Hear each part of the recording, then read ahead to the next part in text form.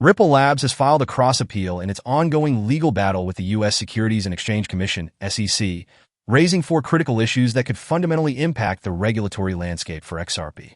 This appeal follows Ripple's determination to ensure no unresolved issues remain in the case, which has already seen mixed verdicts, including penalties imposed on Ripple for institutional sales of XRP. 2 weeks after its initial announcement, Ripple has submitted a pre-argument statement to the Second Circuit Court, where it seeks a thorough, independent review, de novo, of these key issues. By pushing for a new interpretation, Ripple aims to challenge foundational aspects of the case and the SEC's long-standing application of securities law to cryptocurrency. Ripple's cross-appeal highlights 4 major points it believes the court should re-examine. 1. Definition of investment contract. Under the Securities Act of 1933, Ripple questions whether the Securities Act of 1933 mandates a formal, binding contract between the buyer and seller, which includes post-sale obligations and the buyer's expectation of profiting from the seller's efforts.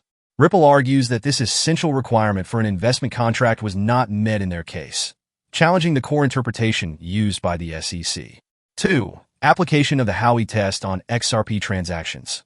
Ripple seeks to clarify whether the district court erred in concluding that certain XRP-related transactions fulfill the 3 components of the Howey test: investment of money in a common enterprise with an expectation of profits based on the seller's efforts.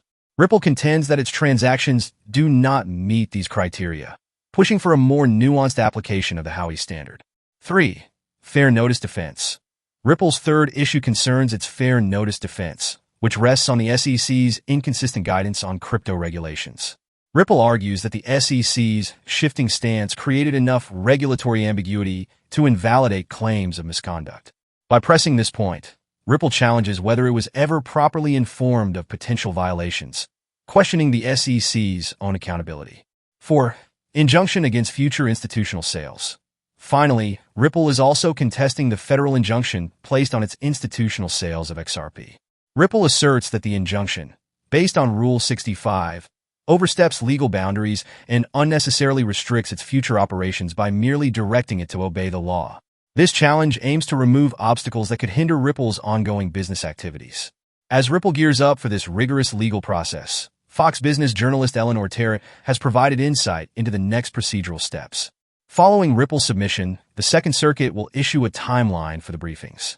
The SEC is expected to file its opening appeal brief first, with Ripple responding, after which Ripple will present its cross-appeal brief, and the SEC will reply. Ripple's chief legal officer, Stuart Alderety, estimates that the full briefing could conclude by July 2025.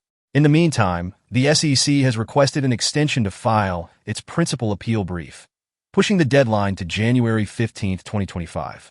This request has sparked criticism among XRP supporters, who accuse the SEC of employing delay tactics similar to those it used in earlier stages of the case. However, the court has not yet decided on this extension request, leaving room for speculation about the SEC's strategy moving forward. Ripple's appeal is not just a pushback against its regulatory penalties.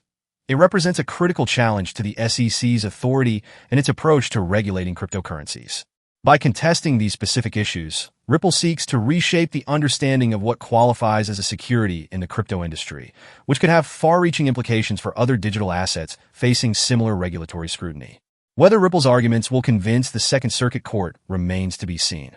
However, this case's outcome will undoubtedly influence the trajectory of crypto regulations in the United States and beyond, especially as the digital asset industry continues to grow and face evolving regulatory challenges. So, that's the update for now. Thank you for watching, and see you in the next video.